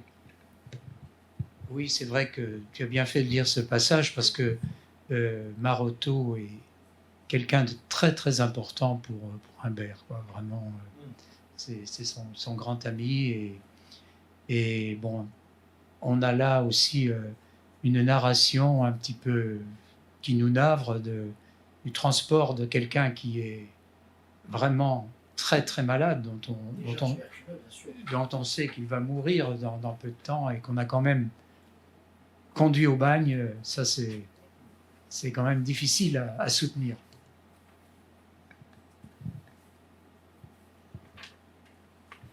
Bien. Peut-être que on peut juste prendre un petit café et puis continuer ces échanges dans un cadre moins formel. Merci à tous pour votre attention.